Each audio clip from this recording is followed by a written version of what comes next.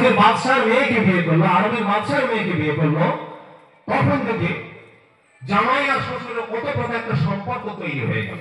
সেই সম্পর্কের মধ্য দিয়ে শ্বশুরকে কবজায়ত্ত করে বলা হলো যে আপনার এত শান শওকত, এত মান মর্যাদা, আপনি দেশের প্রেসিডেন্ট, তারা আপনার নামে নামাঙ্কিত হয়ে এই আরবের নামটা হোক, এ বিষয়ে আপনার মতামত কি? শ্বশুর বললেন, জামাই আমার যোগ্য, বাস্তব কথা, অ্যারাবিক লিটারেচারের উপরে যোগ্য, একটা ভাষার উপরে পাণ্ডিত্য অর্জন করছে, এটা অনস্বীকার্য, এটা মানতেই হবে, অস্বীকার করার কোনো জায়গা নেই। তো বাদশা বললেন, ঠিক আছে বাবা, যেটা করলে হয় করো। উনি বললেন, আজকের থেকে আমি মনস্থির করেছি এই আরবের নাম থাকবে সৌদি আরব।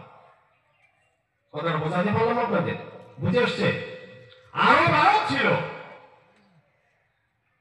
শয়তান ইসলামের সবথেকে বড় দুশমন। সৌদি জামাই হলো, নিজের মেয়েকে বিয়ে দিলেন, জামাই হয়ে গেল, শ্বশুর সঙ্গে সলা পরামর্শ করে আরবের নাম করে দিল সৌদি আরব। এখনো তাই চলে আসছে। যাই হোক, এর অবদান কতটুকু? বাদশাহ সৌদের জামাই আব্দুল ওয়াহাব নাজদ প্রদেশের বাড়ি ছিল, তাই তো নাজদি বলা হয়। এই আব্দুল ওয়াহাব এর অবদান কতটুকু সমাজে আমি পাচ্ছি? এর অবদান এটাই পাচ্ছি, মানুষ ইসলাম থেকে, দিন থেকে সরে যাবে, শয়তানি ইজম বা মতবাদ পৃথিবীতে কায়েম হবে। বলুন নাউজুবিল্লাহ। কথাটা বুঝতে পারছেন তার অবদানটা কোথায়? মানুষ তার মস্তিষ্ক প্রসূত মতবাদের উপরে জীবনযাপন করবে, আল্লাহর দেওয়া নীতি, আল্লাহর যে বিধান আছে সে বিধান থেকে সরে আসবে, এসে নিজের মস্তিষ্ক প্রসূত তাফসীর থাকবে, জলসা জলুস থাকবে, কথাবার্তা, সংলাপ, কনভারসেশন যা হবে সব নিজের মধ্য দিয়ে হবে। আমরা কোরআন হাদিসের ধরার সময় যাবো না, বড় কোরআন হাদিসটাকে এমন একটা জায়গায় নিয়ে যাব, এমন একটা প্রসেস বা পদ্ধতি ফর্মুলাতে ফেলবো যেখানে ভালো ভালো আলেমরাও বুঝতে পারবো না। তাই করছি এখন। সর্বপ্রথম কোরআন আধারলো ইমানের উপরে। মানুষ যে ইমানদার এই জিনিসটা থাকবে না, কিন্তু নাম তার থাকবে আব্দুল্লাহ, আব্দুর রহমান থাকবে, নাম মুসলমান থাকবে ভাইয়ার, কারণ তার থাকবে ইহুদি নাসারার মতো আব্দুল্লাহ, আব্দুর রহমান নাম থাকবে। মসজিদে নববী মুয়াজ্জিন হবে, মসজিদে নববী ইমামতি করবে, দেশ না পাড়া অঞ্চল সমস্ত জায়গাতে ইসলামের কথা বলবে, কিন্তু ওই মানুষটা হবে পঙ্গু, ওই মানুষটা হবে প্যারালাইজ বিশিষ্ট মুমিন বা ইমানদার। আব্দুল ওয়াহাব নাজদ এমন একটা ফাঁদ তৈরি করলো ভাই আমার, সেই ফাঁদে সমস্ত উম্মতে মুহাম্মাদের অধিকাংশ সেখানে ঝাঁপ দিল। আল্লাহর নবী সেদিন বলেছিল, আব্দুল ওয়াহাব নাজদ তুমি শুনে রেখে দাও, জেনে রেখে দাও, যে মতাদর্শ তুমি দিয়ে যাচ্ছ, তোমার মতাদর্শকে লাথি মেরে দুনিয়ার বুক থেকে আমরা বিদায় জানাবো।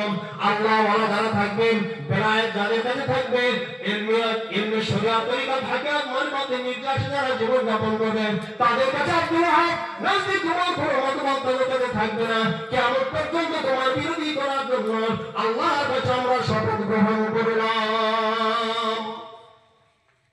আলেমরা করেন শপথ গ্রহণ। কোন আলেম? যে আলেম কেবলমাত্র শরিয়াতের জ্ঞানে বলে। তাহলে করেছে কে? যে আলেমরা ভাই আমার ইলমে শরিয়াতের সাথে সাথে ইলমে তরিকাতের মারিফাতের না হাকিকাতের নির্যাস নিয়েছেন, যে আলেমদের মধ্যে খৌফ ইলাহি রয়েছে, ওই সমস্ত আলেমরা সেদিন ধিক্কার দিয়ে বললাম, না না না না, আব্দুল ওয়াহাব নাজদি তোমার মতবাদকে আমরা কেউ মানতে পারবো না। এই পৃথিবীর মানুষরা আজ আপনাদের কাছে উপহার না দিয়ে পারে না, কোরআনকে ডাকবো, জিজ্ঞাসা করবো, কোরআন তুমি বলো তোমার কাছে কি মতবাদ আছে, যে মতবাদের ভিতরে আমরা ঢুকে গেলে, যে জায়গায় আমরা পদার্পণ করলেন, আল্লাহকে পাবো, নবীকে পাবো, এবার জগৎ পর জগৎ দুটো জায়গায় আমরা হাসিল হয়ে যাবো, দুটো জায়গার সফলতার চাবিকাঠি আমাদের কাছে আসবে। কোরআন বলে এরকম কোন পদ্ধতি আছে কি? এই কোরআন তুমি আমাদের কাছে এসেছো, জ্বলন্ত কোরআন দুনিয়ার বুক থেকে চলে গেছে, সাইয়্যিদুনা নবী মুহাম্মদ রাসূলুল্লাহ সাল্লাল্লাহু আলাইহি ওয়াসাল্লাম আমাদের কাছ থেকে চলে গেছে না। আর তো তিনি আসবে না। বলো কোরআন আল্লাহ নবীর কোন আদর্শ তোমার আছে কি? কোরআন সেদিন আমাদেরকে জানিয়েছিল, এখনো জানিয়ে দেয়। কোরআন বলে শোনো শোনো ও পৃথিবীর মানুষেরা, চিন্তা ভাবনা করো অবতার তোমাদের মধ্যে নেই। সূরা ফাতির 10 নম্বর আয়াত আল্লাহ তাআলা জানিয়েছেন, ইন্নাল্লাযিনা ইবাইউনাকা ইন্নামা ইবাইউনাল্লাহ ইয়াদুল্লাহি ফাওকা আইদিহিম। কোরআন আমাদের জানিয়ে দিল পৃথিবীর মানুষেরা তোমরা ভয় সন্ত্রস্ত হয় না, ওয়ালা তাইনু ওয়ালা তাহজানু ওয়া আনতুম লা'আলামা ইন কুনতুম মুমিনিন। কোরআন পরিষ্কার পরিচ্ছন্নভাবে আমাদেরকে জানিয়েছেন তোমরা ভেঙে পড়বে না, ভয় সন্ত্রস্ত হবে না, মনে ভাঙে না। হাদিস শরীফে বলা হয়েছে, যখন ঝড় হয়, যদি কোনো গাছের গোড়ায় মাটি থাকে, ঝড়ের গতিটা অনেক বেশি, স্পিড ধরুন 50 কি 60, তো গাছের গোড়ায় মাটি রয়েছে, ওই গাছটা একটু নিচু হবে, ঝুঁকে যাবে, কিন্তু গোড়া থেকে উঠাবে না। আবার আল্লাহ সুবহানাহু ওয়া তাআলা বলেন, পৃথিবীতে আমি যাদেরকে মুমিন রেখেছি, আমার মুমিন বান্দারা অনুরূপ ভাবে আমার দ্বীনের উপরে তারা প্রতিষ্ঠিত থাকবে। বলুন সুবহানাল্লাহ। কোরআন আমাদের বায়াতের দাওয়াত দিয়েছে। কিসের দাওয়াত বললাম? বলুন কিসের দাওয়াত? এটা আওয়াজ দিন। কোরআন কিসের দাওয়াত দিয়েছে? বায়াতের দাওয়াত দিয়েছে। আজকে আমি আপনি কিছু ব্যক্তিবর্গ আমার এলাকায় দেখেছি, খুব বিরোধী, আমার চরম বিরোধী। মুর্শিদ কেবলার নেকবার ওসিলা করে পারে না, মুফতি সাহেব আছে আমার কাছে, তো চরম বিরোধী করলেন, এমন বিরোধী করলেন শেষ পর্যন্ত সে তার ভাইয়ের কাছে বেড়ে ওঠে না। তার ভাই হলো একটা জেনারেল শিক্ষিত, প্রায় সমবয়স্ক, আমরা 2 বছর তার থেকে বড়। ওর ভাই হল উচ্চমাধ্যমিক স্কুলের টিচার। তো সে যখন এই কোরআন শরীফে এত বিশ্বাস করে, আমার কাছে বায়াত হয়ে গেছে। এই বায়াত হওয়ার পর বিশ্বাস করতে হলে ওর কাছে যখন এই কোরআনের ব্যাখ্যাগুলো জানতে চায়, ও মাথা গুঁজে ওর কাছ থেকে সরে, কোন উত্তর দিতে পারে না। শুধু তাই নয়, আমার গ্রামে সাধারণ মানুষ, আমার বড় আমার চরম বিরোধী ছিলেন, শেষে একদম খুব কাঁদলেন, বলছে ভাই আমি খুব ভুল করেছি। তখন আপনার কাছে বায়াত করিয়ে দিয়েছি, দেওয়ার পর বলছে আমি ওটা ভুল করেছিলাম, তুমি কিছু মনে করো না, তুমি আমার বড় দাদা, পিতার সম্মান তোমার। তো আমার বড়দার 2-1 দিন মসজিদে থাকে, একটা মসজিদে ভরা যদি মানুষ থাকে, ওদেরকে প্রশ্নের উত্তর দিতে পারে না। ওরা যদি ঘুরিয়ে প্রশ্ন করে, তো ওরা লেজে গোপন হয়ে যায়। তার কারণ কি? এই জ্ঞান তো কোরআনের জ্ঞান, এই জ্ঞান তো ওই আল্লাহর জ্ঞান। আমরা তো দেখেছি যুগে যুগে আল্লাহ ওয়ালাদের কাছে সারা পৃথিবীর সমস্ত মানুষের হার হয়েছে। কারণ কি? এরা খোদার জ্ঞানে কথা বলে। আল্লাহর ওলিরা লেখাপড়া খুব বেশি জানে, বেশি করতে আসে না, না অল্প কেউ লেখাপড়া শিখেছে, তাদের কাছে কেউ ঠিক খায় না। কারণ কি? এ তো অন্য জ্ঞানে কথা বলেন, অন্য জায়গা থেকে ঢুকিয়ে দেন, যে খায় চিনি জোগাইদার কে? আল্লাহ বলি। আমার আল্লাহ সুবহানাহু ওয়া তাআলা তাদের সে জ্ঞান দেওয়ার জন্য ব্যবস্থা করে রেখেছেন। আল্লাহ ওয়ারা সব সময় এই কাজে তারা রত রয়েছে। এখন কোরআন বলেছে সূরা ফাতির 10 নম্বর আয়াত এবং 18 নম্বর আয়াত, এখানে আমরা পরিষ্কার হয়ে গেছি। আল্লাহ বলছেন, এমন একটা শব্দ আল্লাহ ব্যবহার করছেন, সে শব্দটা কি? আরবিতে বলা হয় মুজা, বর্তমান এবং ভবিষ্যৎ। ও নবী, তোমার কাছে যারা বায়াত হয়েছে, হচ্ছে এবং হবে, ইন ফিউচার, তাই দেখুন বর্তমান এবং ভবিষ্যৎ, এখন যারা তোমার কাছে বায়াত হলো এবং আগামীতে যারা হবে, তারা কি হবে? তারা হবে যোগ্যতম ব্যক্তি, তারাই হবে হাকিকাতে মুসলমান, তারাই হবে মুমিন। তো আল্লাহ বলেছেন, ইন্নাল্লাযীনা ইবাইউনাকা, ও নবী তোমার কাছে যারা বায়াত হলো, ও বায়াতটা কি? ইন্নামা ইবাইউনাল্লাহ।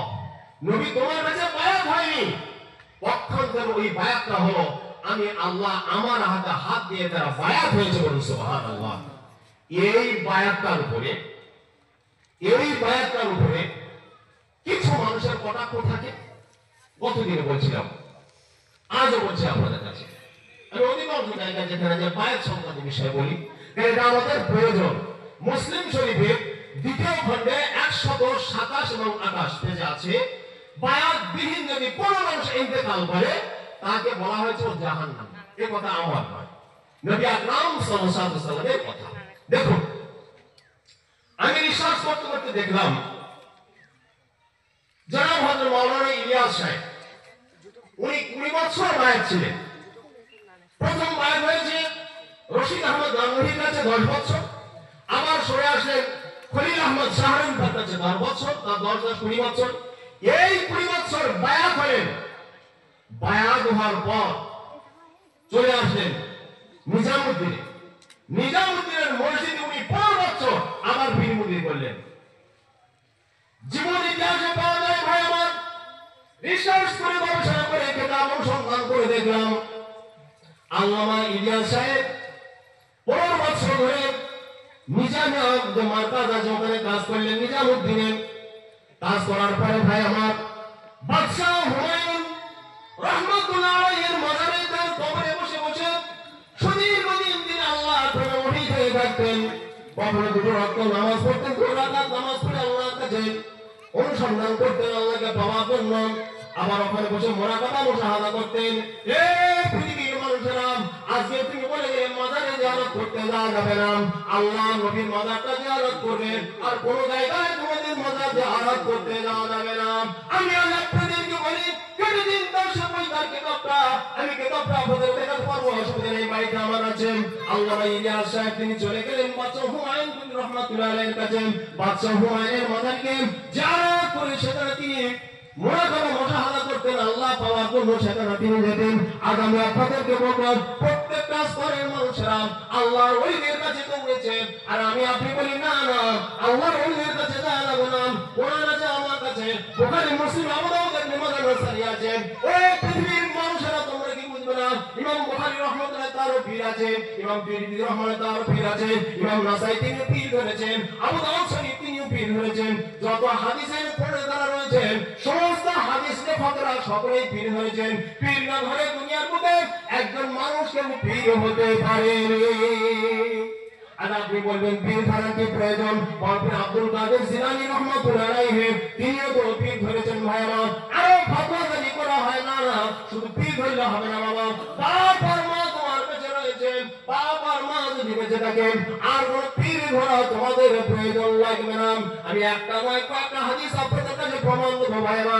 হাদিস শরীফে যে হাদিসকে ডাক্তার জিজ্ঞাসা করবেন, ইয়া রাসূলুল্লাহ ইয়া হাবিবাল্লাহ, আপনি তো আমাদের ছেড়ে দুনিয়ার মুখে বহুদিন চলে গেছেন, চর্মচুলে আপনাকে আমরা দেখতে পাইনি, সম্পর্কে হয়তো অনেক আমরা পেয়েছি।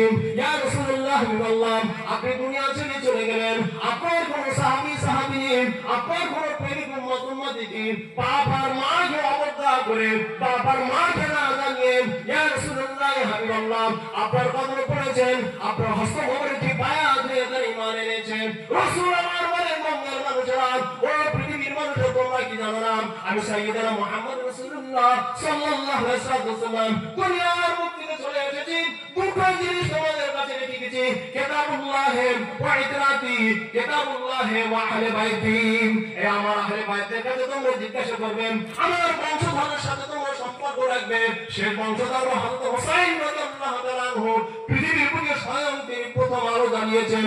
আমার হাদিসগুলো তোমরা দেখো, আমার যে বংশধর আছে তাদেরকে তোমরা চিন্তা ভাবনা করো, গবেষণা করো, প্রত্যেকটা জায়গায় ছাত্রে ছাত্রে আমি নবী মুহাম্মদ রাসূলুল্লাহ সাল্লাল্লাহু আলাইহি ওয়াসাল্লাম বলে দিলাম বায়াত সংক্রান্ত বিষয়ে সেখানে তোমরা প্রমাণ পাবে, প্রত্যেকটা জায়গা প্রমাণ পাওয়া যাবে। কিরকম প্রমাণ? আমি ওখানে একজন বায়াত করেছি আমার গ্রামে,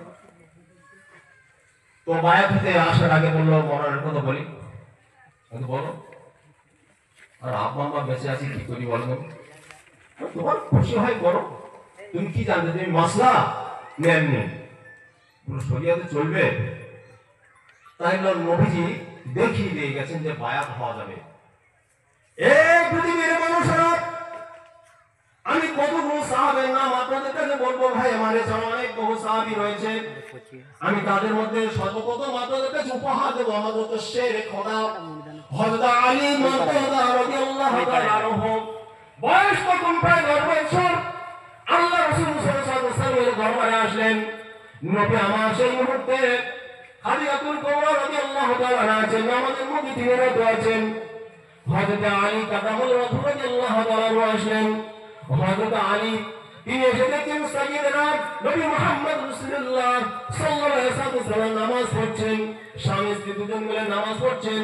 কিছুক্ষণ পর বাক্যলাপ হলো, কথা বলা বলি হলো, ইয়া রাসূলুল্লাহ হাবিবাল্লাহ ও মুহাম্মদ ইবনে আব্দুল্লাহ, আপনার কাছে এসেছি, আপনি কি কাজ করছেন? এই কাজকে আমি করব।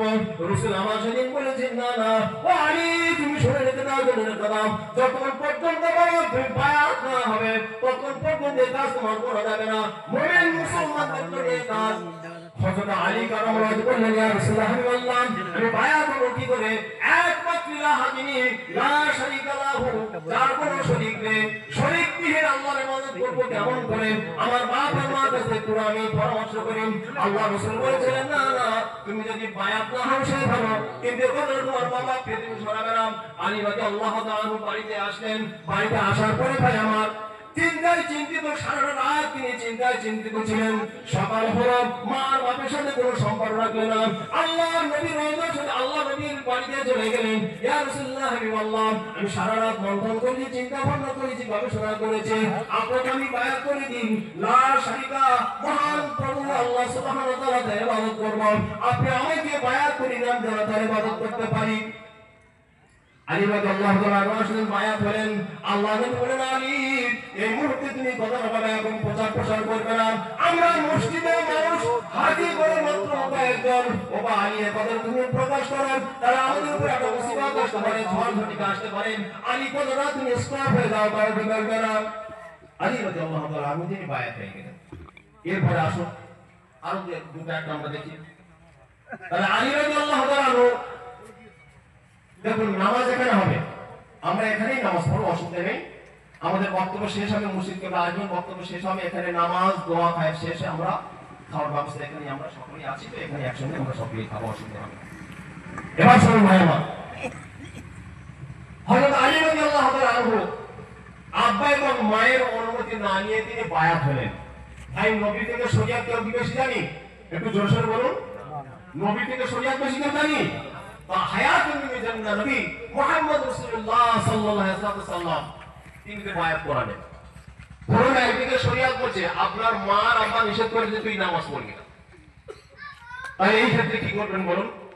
এখানে মাসলা হবে, ফতোয়া হবে, মা আর বাপের কথাটাকে অ্যাভয়েড করে তুমি নামাজটা আদায় করে নাও। যেহেতু আল্লাহ হুকুম, এটা আমার উপর ফরজ হয়েছে, এই ফরজিয়াত থেকে তোমার ছাড়া যাবে না, তুমি নামাজটা আদায় করে নাও। যেহেতু ফরজ, এটাকে অবজ্ঞা করা যাবে না। আলী রাদিয়াল্লাহু তাআলা তিনি বায়াত হলেন। বায়াত হওয়ার পর এবার আমরা আসবো হযরত আবু হুরায়রা রাদিয়াল্লাহু তাআলা আনহু। আবু হুরায়রা রাদিয়াল্লাহু তাআলা আনহু বায়াত হলেন আল্লাহ নবীর কাছে। বায়াত হওয়ার পর মা জানতে পারলো, মা বলে, আবু হুরায়রা, বায়াত তুমি হয়ে গেলে বাবা মুহাম্মদ ইবনে আব্দুল্লাহর কাছে তুমি দীক্ষা নিলে। ও আবু হুরায়রা, আমাদের বিরোধী করে তুমি তার কাছে কি করে সারেন্ডার হয়ে গেলে বাবা? আবু হুরায়রার উপর অত্যাচার অনাচার চলে, দুটো চোখ দিয়ে ঝরঝর করে পানি ফেলেন, প্রহারও করা হয়। আবু হুরায়রা টুকরো টুকরো করে মন্তব্য দিতেন। সাইয়েদনা নবী মুহাম্মদ রাসূলুল্লাহ সাল্লাল্লাহু আলাইহি ওয়াসাল্লামের দরবারে এসে যান, এরকম বারবার যাতায়াত করেন। আল্লাহ নবী একদিন বলেন, আবু হুরায়রা, তুমি এত চিন্তিত কেন, এত বিষণ্ণ বোধন করো? আবু হুরায়রা দুটো চোখ দিয়ে ঝরঝর করে পানি ফেলেন, বলেন, ইয়া রাসূলুল্লাহ, ইয়া হাবিবাল্লাহ, আমি যে একটা দরখাস্ত, একটা সুপারিশ কি আপনার কাছে আমি করতে পারি না? আপনি কি আমার জন্য কি একটু সুপারিশ করবেন না? আপনি আমার জন্য কি একটু দোয়া করবেন না? আল্লাহ বলে, আবু হুরায়রা, আবু হুরায়রা, তোমার মনে চিন্তা ভাবনা কি? আবু হুরায়রা সেদিন বলেছিলেন, ইয়া রাসূলুল্লাহ, হাবিবাল্লাহ, আপনি দোয়া করুন আমার আম্মা জান যেন কনভার্ট হয়ে যায়, আমার আম্মা জান যেন আপনার সঙ্গীতে যেন এসে বায়াত হতে পারেন, আমার আম্মা জান যেন মুমিন হয়ে যায়। নবী বললেন এই কথা? বললেন ঠিক আছে। আবু হুরায়রা, হাত তোলো, আমি দোয়া করি, আল্লাহ সুবহানাহু ওয়া তাআলা তোমার আম্মা জানকে যেন ইসলামের ছত্রছায়া দিয়ে নিয়ে দেন, তোমার আম্মা জান যেন বায়াত হয়ে যায়, স্বীকৃতি পেয়ে যায়, দোয়া করো। আবু হুরায়রা বলে, ইয়া রাসূলুল্লাহ, হাবিবাল্লাহ, আমি জানি, মনে প্রাণে প্রাণে বিশ্বাস করি, আপনার দোয়া কোনদিন বাদ হয় না। এই পৃথিবীর মুসলমানেরা লক্ষ লক্ষ দৃষ্টিভঙ্গি নিয়ে যদি কেউ একবার গুলি করে ফায়ার করে, সেটা বন্ধ হতে পারে, নাও লাগতে পারে। হাবিবুল্লাহ সাইয়্যিদুনা মুহাম্মদ রাসূলুল্লাহ সাল্লাল্লাহু আলাইহি ওয়াসাল্লাম আল্লাহর দরবারে যখন কোনো কথা বলেন, আমার আল্লাহ সুবহানাহু ওয়া তাআলা তাড়াতাড়ি সেটা কবুল করে নেন। আল্লাহ নবী হস্ত মোবারক করেছেন। আবু হুরায়রা বলেন, ইয়া রাসূলুল্লাহ, হাবিবাল্লাহ, দেখবো আপনার দোয়াটা আমি কবুল হয় না আমার আম্মা জান সেখানে তাড়াতাড়ি বায়াত হওয়ার কথা বলেন। দৌড়ে আবু হুরায়রা বাড়ি এসে দেখছেন আম্মা জান বলছেন, বাবা আবু হুরায়রা তুমি কোথায় ছিলে বাবা? এতক্ষণ তোমার অপেক্ষায় ছিলাম, আমার মনটা বড় উষ্ণাগত হয়ে যায়, আমার প্রাণ ডাকাতি চলো চলো, তোমার নবী আমার নবী বিশ্বনবী সাইয়েদনা মুহাম্মদ রাসূলুল্লাহ সাল্লাল্লাহু আলাইহি ওয়াসাল্লামের দরবারে আমাকে নিয়ে চলো, বাবা আমি ঈমান এনে নেব, আমি বায়াত হব। আবু হুরায়রা রাদিয়াল্লাহু তাআলা আনহু আম্মা জানকে নিয়ে নবী পাকের দরবারে এসে গেলেন, বায়াত হয়ে গেলেন।